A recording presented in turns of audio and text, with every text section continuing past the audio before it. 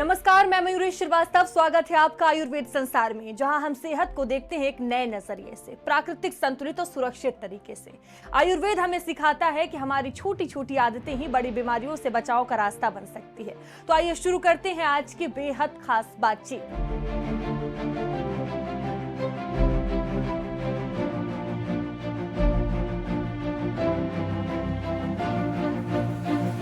अब बात करते हैं एक ऐसी समस्या की जो आजकल तेजी से लोगों में बढ़ती जा रही है, एक्ने यानी मुहासे की। आज के समय में युवा इससे प्रभावित होते नजर आ रहे हैं। मुहासे त्वचा पर होने वाली एक आम समस्या है, जिससे चेहरे, पीठ या छाती पर छोटे छोटे दाने, लालिमा या सूजन दिखाई देती है।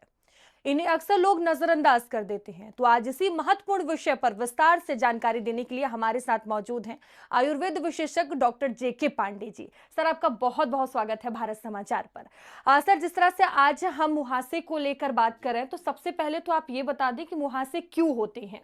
जी हाँ, ऐसा है कि मुहासे तो युवावस्था की शुरुआत से ही लगभग सारे बच्चों को कुछ ना कुछ होते ही हैं। किसी को बहुत ज़्यादा तो किसी को बहुत कम, लेकिन कुछ को तो युवावस्था बीत जाने के बाद भी रह जाते हैं या बीच बीच में होते रहते हैं। आयुर्वेद में मुहासों को क्षुद्र रोगों में रखा गया है। इसको युवान पीड़िका, मुखदूषिका, तारुण पीड़िका आदि नामों से जाना जाता है।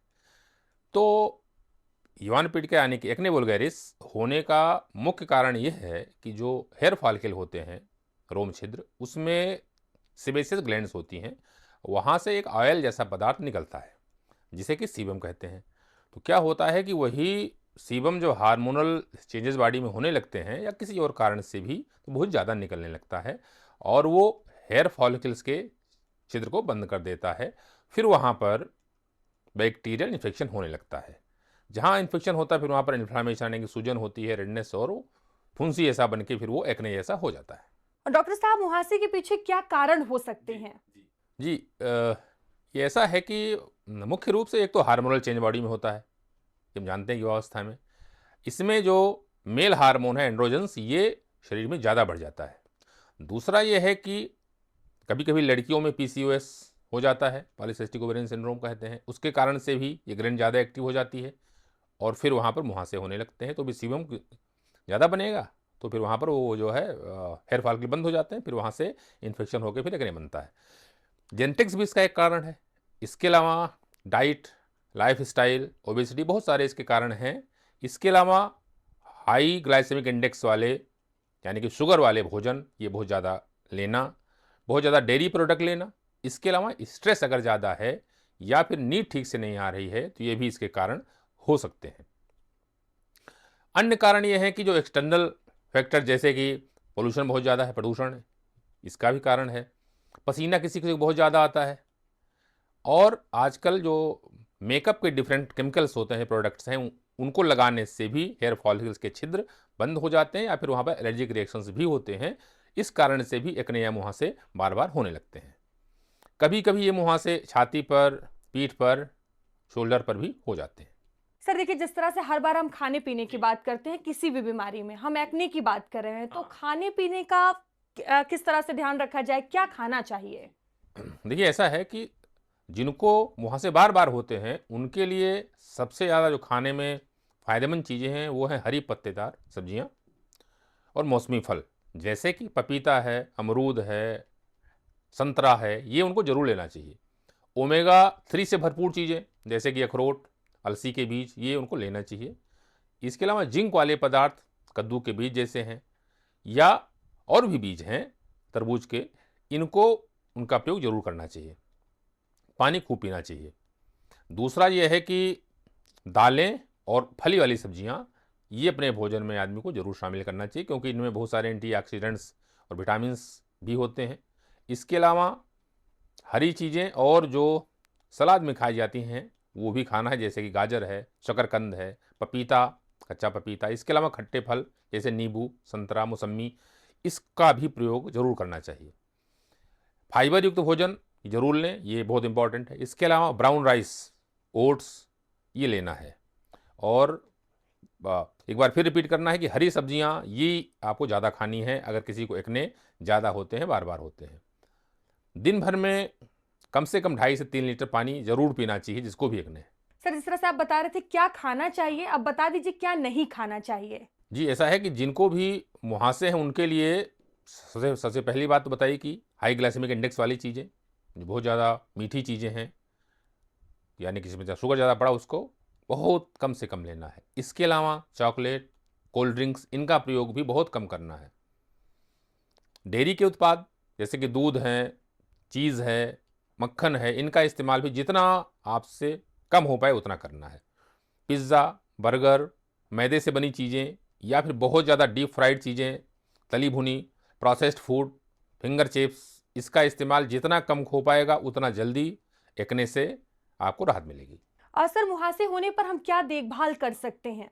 ये ऐसा है कि जो सबसे ज़रूरी है वो एक तो ये है कि हल्के गुनगुने पानी से दिन में 3-4 बार फेस को वॉश करना है धीरे धीरे, लेकिन ज़्यादा ज़ोर से रगड़ना नहीं है क्योंकि मुहासे हैं वो फूट जाएंगे, उससे फिर नुकसान होगा। तो ऐसा नहीं करना है, सिर्फ हल्के हाथ से वॉश करना है फेस को।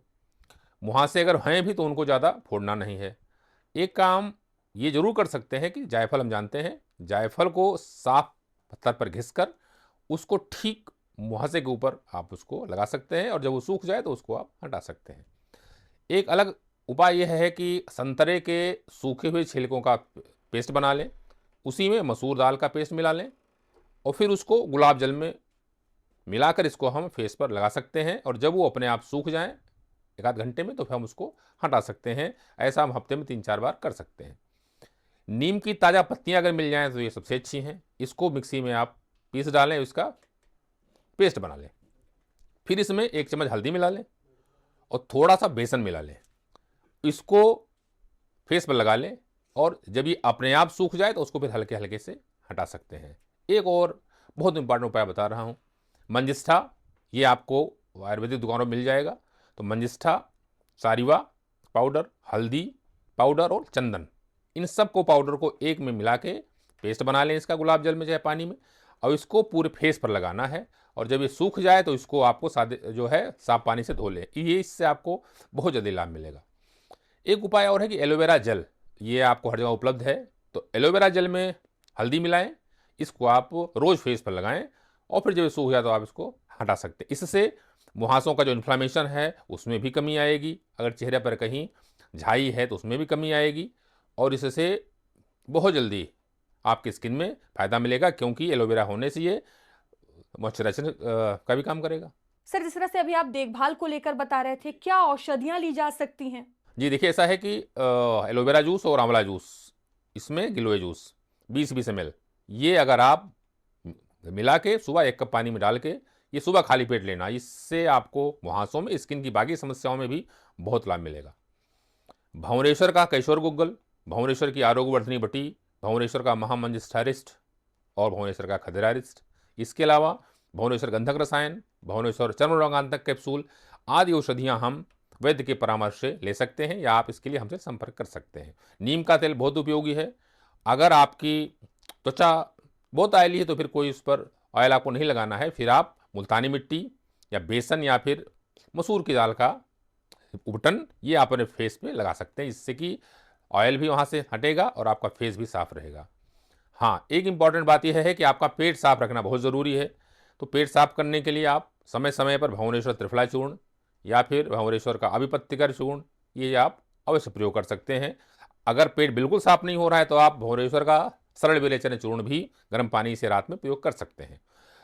अगर लड़कियों को पीसीओडी है तो एक्सरसाइज करना बहुत ज़रूरी है, साथ में वजन कम करना ये बहुत इंपॉर्टेंट है अगर आप चाहते हैं कि आपका मुहासा भी ठीक हो। परहेज वाली जो बातें ऊपर बताई हैं, ऑयली चीज़ें, मीठी चीज़ें, इनका बहुत बहुत परहेज करना है। तो सर, आपका बहुत बहुत धन्यवाद तमाम जानकारियां देने के लिए। तो डॉक्टर साहब से मिली अहम जानकारी साफ बताती है कि मुहासे को नजरअंदाज करना बिल्कुल भी ठीक नहीं है। समय रहते सही आदतें अपनाना ही इसका सबसे बड़ा समाधान है। और इसी के साथ आज के लिए इतना ही। बने रहिए भारत समाचार के साथ। नमस्कार। इस कार्यक्रम के प्रायोजक हैं भंवरेश्वर आयुर्वेद भवन, उच्च एवं प्रमाणित औषधियों के निर्माता।